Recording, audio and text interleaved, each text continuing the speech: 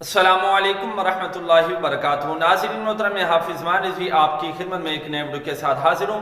नाज़रीन मोहतरम, आज जो आपके सामने ब्रेकिंग न्यूज़ रखने वाला हूँ, ये एक बार मैं पहले भी इसका कुछ हिस्सा आप समझ लें, मैंने आपके सामने रखा है। नाज़रीन मोहतरम, अल्लामा साद हुसैन रिज़वी साहब की रिहाई के हवाले से आपको बताता चला जाऊँ, उससे पहले गुजारिश है कि चैनल को सब्सक्राइब कर लें ताकि नो अपडेट आपको बर वक्त मिलती रहे। तो नाज़रीन मोहतरम, हर एक दोस्त का यही सवाल है कि अल्लामा साद हुसैन रिज़वी साहब कब रिहा होंगे। तो कानूनी लिहाज से वो रिहा हो चुके हैं हर लिहाज से, और जो पीछे एक बड़ी मालियत के मुचलके तहरीक लब्बैक पाकिस्तान से मांगे गए थे कि पहले मुचलके जमा करवाओ फिर अल्लामा साद हुसैन रिज़वी साहब को रिहा किया जाएगा, फिर वहां से मामला आगे बढ़ गया, उन्होंने मुचलके जमा नहीं किए, सारा प्रोसीजर हुआ वो तो आप खैर जानते ही हैं। तो नाज़रीन मोहतरम, वो किस लिए हुआ था कि अल्लामा साद हुसैन रिज़वी साहब पर फोर्स टूल का एक केस डाला गया था, जिसकी बिना पर उन्होंने अल्लामा साद हुसैन रिज़वी साहब को बगैर किसी वजह के गिरफ्तार किया हुआ था। तो आज वो केस भी खत्म हो चुका है।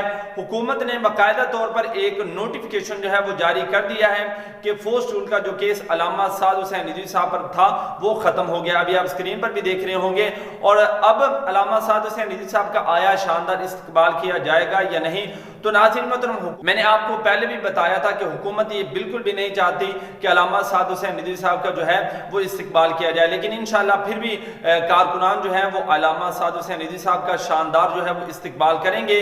और चूंकि वहां से वजीराबाद से यहाँ पर बुलाने का मकसद भी यही था कि अगर वजीराबाद उनको लेकर जाते और फिर जब वापस आना था तो उनका बहुत ही शान और शौकत के साथ इस्तकबाल होना था।